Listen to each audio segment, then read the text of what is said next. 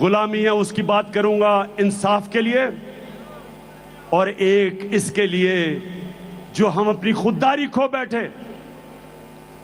मैं ये चाहता हूं कि आप चलाएं कि मैं जब 26 साल पहले पॉलिटिक्स में आया था तो मैं क्या कह रहा था, ताकि आपको ये ना लगे कि मैं ऐसे ही लोगों को वरगलाने के लिए, वोट लेने के लिए मैं अमेरिका के खिलाफ बात करता हूं।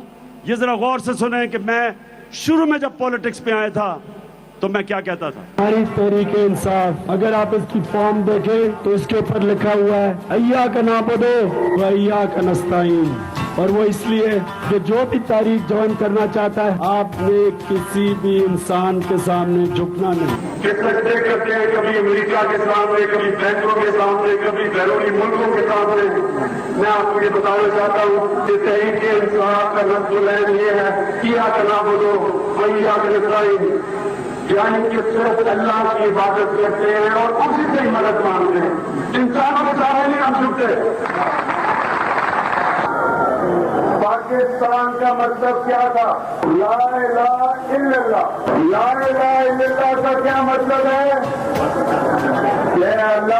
अल्लाह तेरे सिवा किसी के सामने नहीं झुकूंगा। और ये भी मेरा आपसे वादा है, आज तक ना मैं कभी किसी के सामने झुका हूं, पाकिस्तानियों कभी आपको किसी के सामने झुकने नहीं दूंगा। Will you allow the American government to have CIA here in Pakistan? Absolutely not.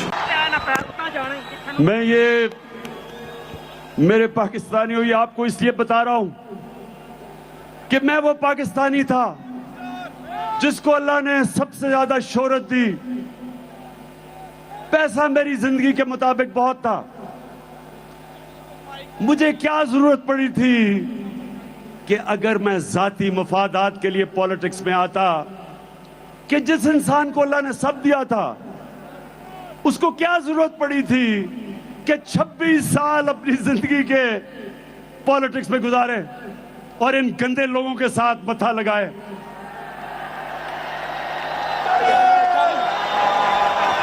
वो इसलिए और वो इसलिए कि पाकिस्तानियों, मेरे माँ बाप,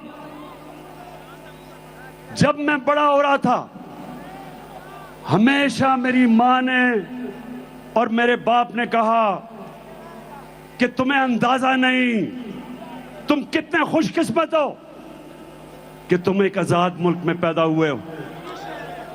हमारे से पूछो गुलामी क्या थी? अंग्रेज के ऑफिस में जाते थे तो आम जो उस वक्त इंडियंस थे उनके लिए सिर्फ चंद इंडियंस को बैठने की इजाजत थी। अंग्रेज के ऑफिस में आप खड़े रहते थे, उनकी कैंटोनमेंट थी, उनके क्लब थे, वहां कहीं ऐसे लिखा हुआ था कि इंडियंस और कुत्तों को इजाजत नहीं। ये होती है गुलामी। तो मैं बचपन से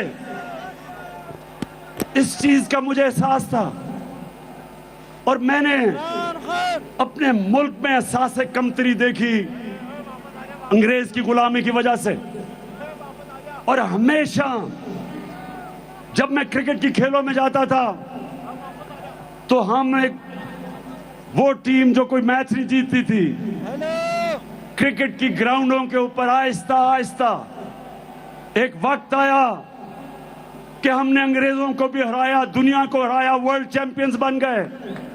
और मुझे फख्र था इस चीज का कि मैंने अपने मुल्क को ऊपर लेके गया। लेकिन मुझे हमेशा अफसोस होता था कि जब मैं अपने हुक्मरान, कोई बाहर से गोरा आता था उसके सामने हाथ बांध के खड़े हो जाते थे, शर्म आती थी मुझे।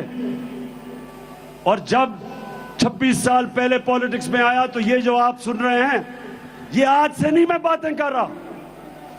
मेरी मोटिवेशन थी कि अल्लाह तूने मुझे कभी मौका दिया तो मैं अपने मुल्क को पैर पे खड़ा करूंगा, एक खुददार कौम बनाऊंगा और कभी किसी के सामने नहीं झुकने दूंगा।